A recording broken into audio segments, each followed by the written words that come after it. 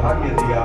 हम प्रथम अगर विवरण देखते हैं तो इस राम मंदिर को सबसे पहले ध्वस्त करने का कार्य महमूद गजनवी का भांजा था सालार मसूद। सालार का मतलब होता है सेनापति मसूद। उसने इस पर आक्रमण किया और इसको क्षतिग्रस्त किया, तोड़ दिया।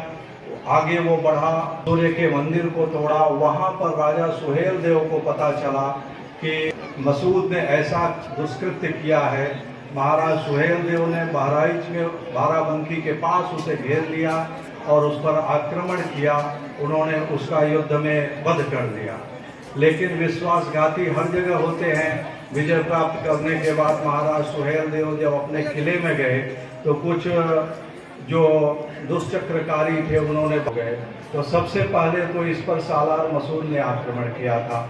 लेकिन अनय चंद नाम का एक व्यक्ति था, राजा सामंत, वो गोविंद चंद्र गढ़वाल के सामंत थे।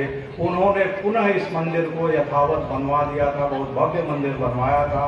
जब कारसेवकों ने उस ढांचे का विध्वंस किया था उस समय उनका शिलालेख भी प्राप्त हुआ था। वो कारसेवकों ने उस शिलालेख को उपलब्ध करवा करके एक अद्भुत साक्ष्य उपलब्ध करवा दिया, जिससे ये सिद्ध हुआ कि यहाँ पर 12वीं सदी में भी।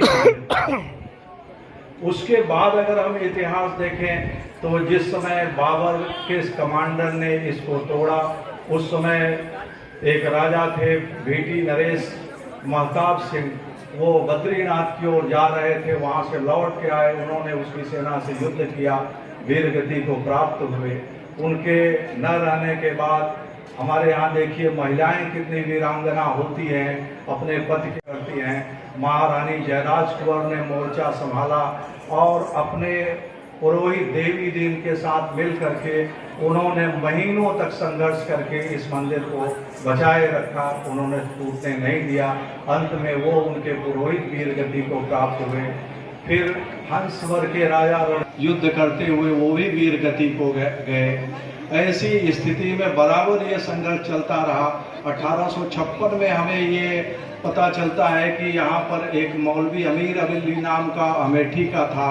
उसने आक्रमण कर दिया राम जन्मभूमि पर, हनुमानगढ़ी की ओर बढ़ा। हनुमानगढ़ी के बैरागियों ने मोर्चा संभाला। उन्होंने अनेक मुस्लिम आक्रांताओं को मार डाला। वो आगे बढ़े, उन्होंने जन्मभूमि को मुक्त कराया। वहाँ पर 58 जो मौलवी अमीर अली के मुस्लिम थे समर्थक, उनको उन्होंने मार गिराया। वहाँ पर उनकी कब्र बना दी और इस तरीके से राम जन्मभूमि को उन्होंने मुक्त करा लिया था। लेकिन ये तो अंग्रेजों का दुष्चक्र था कि उन्होंने हिंदुओं को वहाँ से दूर भगा करके उसमें एक बीच में दीवार बना दी। उन्होंने कहा अंदर हिंदू पूजा करने नहीं जाएंगे। बाहर जो है हिंदुओं ने एक चबूतरे पर पूजा शुरू कर दी थी। वहाँ पर भी एक निहंग सिंह नाम के पंजाब से उस समय के मुतवल्ली असगर अली का ब्रिटिश महारानी को लिखा हुआ पत्र प्राप्त होता है।